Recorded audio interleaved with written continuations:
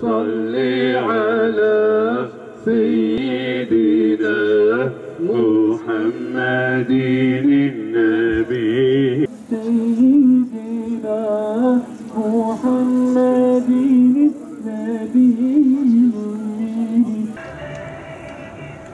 İslam coğrafyası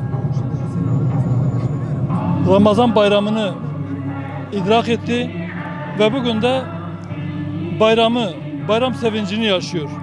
Ama bu bayram sevinci maalesef Müslüman olarak biraz buruk yaşıyoruz.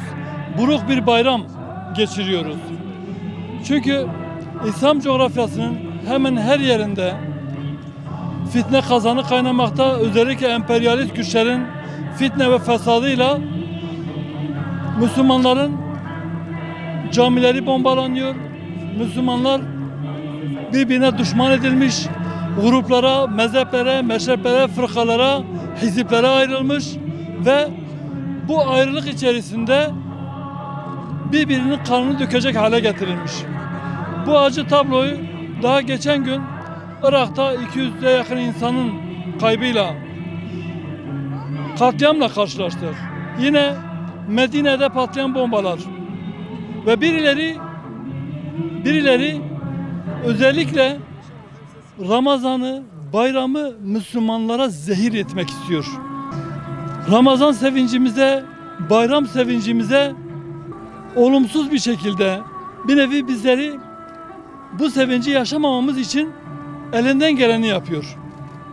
Peygamber Sevda'nın yapmış olduğu bu etkinlik gerçekten birlik ve beraberlik ve vahdet ruhunu ortaya çıkaran bir etkinliktir.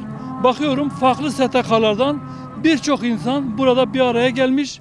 Diyarbakır gibi bir yerde, Diyarbakır gibi daha düne kadar bombalarla, patlayıcılarla şehrin harabe olmuş haliyle anılan ve insanların birbirine düşman edildiği bir yerde, bir şehirde bu manzara gerçekten takdire şayandır. Bu açıdan ben Peygamber Sevdaları platformunu da sınırlarında ben tebrik etmek istiyorum.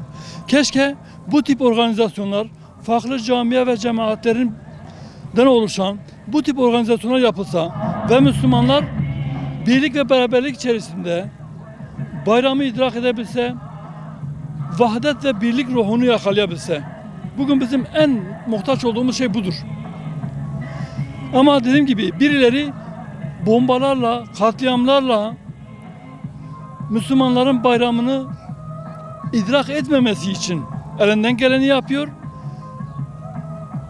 Bazı örgütler camileri bombalayarak bu bayram sevincine gölge düşürmek isterken kimi örgütler de yollara, vatandaşın geçtiği yerlere mayınlar dökerek veyahut da şehirlerimizin yakılıp yıkılmasına sebebiyet vererek veyahut da kendi sebep oldukları bu yıkım, bu yaşanan acıları fırsat bilerek Müslümanların bayramını kara bayram ilan etme noktasına geliyor. Bayram herkesindir. Müslümanım diyen herkesin bayramıdır. Partisi, STK'sı, grubu, meşrebi, mezhebi ne olursa olsun. Özellikle bu günlerde vahdet ve birlik içerisinde olması gerekiyor. Ve bunun herkese gösterilmesi gerekiyor. Bütün bu acılara rağmen, İslam coğrafyasında yaşanan bu fitne ortamına rağmen ben ümit varım. Bu fitne bitecek. Müslümanlar o kardeşlik ruhunu yakalayacak, birlik ve beraberlik ruhunu yakalayacak ve hep beraber kardeşçe yaşamanın yollarını bulacak. Bayramını da, Ramazanını da, orucunu da hep beraber sevinçle karşılayacağı güne gelecektir.